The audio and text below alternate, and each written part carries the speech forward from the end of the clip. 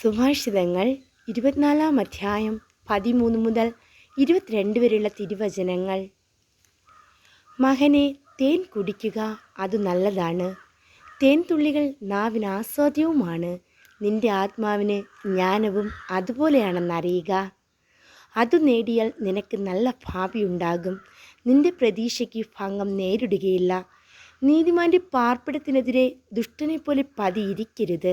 അവൻ്റെ ഭവനത്തെ ആക്രമിക്കുകയും അരുത്. എന്തെന്നാൽ നീതിമാൻ 7 തവണ വീണാലും വീണ്ടും എഴുന്നേൽക്കും. ദുഷ്ടനാകട്ടെ കാലിടറി വീഴുന്നത് പൂർണ്ണ നാശത്തിലേക്കാണ്. ശത്രുവിൻ്റെ പതനത്തിൽ ആഹ്ലാദിക്കരുത്. അവൻ തട്ടി വീഴുമ്പോൾ സന്തോഷിക്കുകയും അരുത്.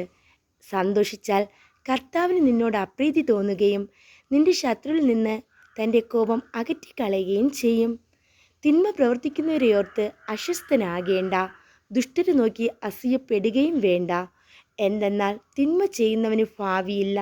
ദുഷ്ടരുടെ വിളക്ക് അണഞ്ഞുപോകും. മകനെ, കർത്താവിനെയും രാജാവിനെയും ഭയപ്പെടുക. അവരെ ധിക്കരിക്കരുത്. എന്തെന്നാൽ അവരിൽ നിന്നുള്ള ശിക്ഷ പെട്ടെന്നായിരിക്കും. അതിൽ നിന്നുണ്ടാകുന്ന നാശത്തിൻ്റെ വലിപ്പം ആർക്കാണ് ഊഹിക്കാൻ കഴിയുക?